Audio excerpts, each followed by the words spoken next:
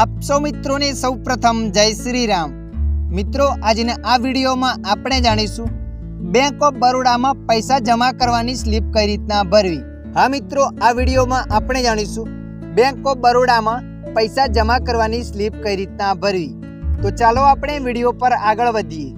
મિત્રો, જ્યારે પણ તમે બેંક ઓફ બરોડામાં પૈસા જમા કરવા જશો ત્યાં તમને આવી સ્લીપ આપવામાં આવશે અથવા ત્યાં ટેબલ ઉપર રાખેલી આવી સ્લીપો હશે। તો તમારે જઈને આવી એક સ્લીપ લઈ લેવાની છે। તમે વિડીયોમાં જોઈ રહ્યા છો આવી સેમ સ્લીપ હશે।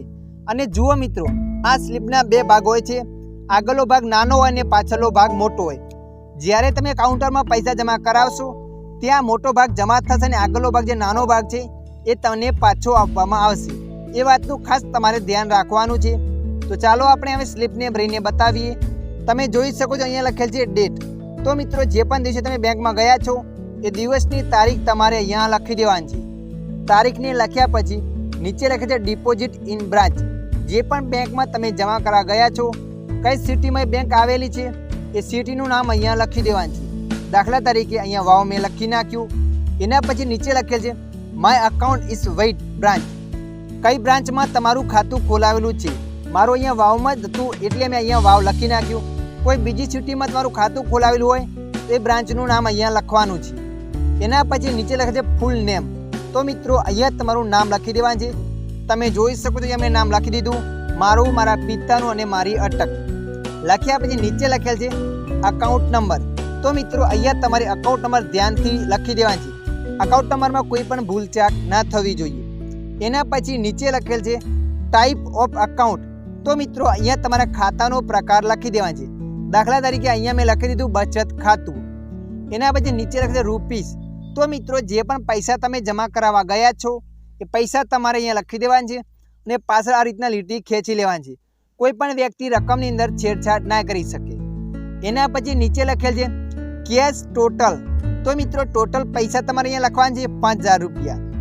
એના પછી નીચે લખે છે ટોટલ અમાઉન્ટ ઇઝ વિન્ડ્રોલ રૂપીસ। તો મિત્રો, અહીંયા તમારે શબ્દોમાં પૈસા લખી દેવાના છે। તમે જોઈ શકો છો અહીંયા મેં લખેલા છે 5000 રૂપિયા પૂરા લખેલા છે। આગળનો ભાગ તૈયાર થઈ ગયો। હવે આપણે આ મોટો ભાગ ભરીશું। તો મિત્રો, સૌ પ્રથમ તમારે અહીંયા ડિપોઝિટ ઇન બ્રાન્ચ, તો જે પણ બેંકમાં તમે જમા કરવા ગયા છો એ બ્રાન્ચનું નામ અહીંયા લખી દેવાનું છે। અહીંયા મેં વાવ લખી નાખ્યું। એના પછી માય અકાઉન્ટ વેઇટ। તો મિત્રો, અહીંયા જ્યાં પણ શાખામાં તમારું ખાતું ખોલેલું હોય એ શાખાનું નામ અહીંયા લખી દેવાનું છે। તમે જોઈ શકો છો મેં શાખાનું નામ લખ્યું છે વાવ। જે પણ સિટીમાં તમારું ખાતું ખોલાયેલું હોય એ બ્રાન્ચનું નામ અહીંયા લખવાનું છે। બ્રાન્ચનું નામ લખ્યા પછી અહીંયા લખેલ છે ડેટ।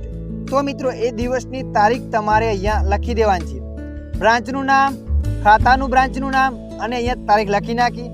એના નીચે લખેલ છે ફૂલ નામ। તો મિત્રો, અહીંયા તમારે ફૂલ નામ લખવાનું છે। તમે જોઈ શકો મેં ફૂલ નામ લખ્યું છે, આગળ શોર્ટમાં મેં લખી દીધું। અહીંયા મારું નામ, મારા પપ્પાનું નામ અને અહીંયા અટક પૂરું નામ લખી દીધું। એના પછી નીચે લખેલ છે અકાઉન્ટ નંબર। તો અહીંયા ધ્યાનથી તમારે અકાઉન્ટ નંબર લખી દેવાનો છે। અકાઉન્ટ નંબર લખ્યા પછી અહીંયા લખે છે ટાઈપ ઓફ અકાઉન્ટ। અહીંયા તમારે ખાતાનો પ્રકાર લખી દેવાનો છે। અને મિત્રો, જો અહીંયા ખાનું બતાવે છે, આ ખાનામાં તમારે કંઈ પણ કરવાનું નથી। જે નાનું ખાનું બતાવે છે અહીંયા તમારે નોટો લખવાની છે। તમે પૈસા જમા કરવા ગયા છો એ કેટલી નોટો છે અને કઈ કઈ નોટો છે। દાખલા તરીકે અહીંયા હું 5000 રૂપિયા જમા કરવા ગયો તો મારી પાસે 500ની 10 નોટો હતી। તો અહીંયા મેં 500ની આગળ 10 કરી દીધા। જે તમારી પાસે નોટો હોય અહીંયા લખી દેવાની છે। અહીંયા તમારે કુલ પૈસા લખવાના છે। તમે જોઈ શકો છો અહીંયા મેં 5000 રૂપિયા લખ્યા છે। એના પછી નીચે ટોટલ, અહીંયા ટોટલમાં પણ કુલ રૂપિયા લખવાના છે। એના પછી અહીંયા લખશે ટોટલ અમાઉન્ટ। તો મિત્રો, અહીંયા તમારે પૈસા શબ્દોમાં લખી દેવાના છે। તમે જોઈ શકો છો અહીંયા લખે છે 5000 રૂપિયા પૂરા। તો અહીંયા આપણે શબ્દોમાં પૈસા લખી દીધા। શબ્દોમાં પૈસા લખ્યા પછી નીચે લખેલ છે પાન કાર્ડ નંબર। અને જુઓ મિત્રો, 50000થી વધારે તમે પૈસા જમા કરાવવા ગયા છો તો તમારે અહીંયા ફરજિયાત પાન કાર્ડ નંબર લખવાનો રહેશે। 50000થી અંદર રકમ છે તો તમારે પાન કાર્ડ નંબર લખવાની કોઈ જરૂર નથી। એના પછી નીચે લખેલ છે મોબાઈલ નંબર। તો મિત્રો, અહીંયા તમારો મોબાઈલ નંબર લખી દેવાનો છે।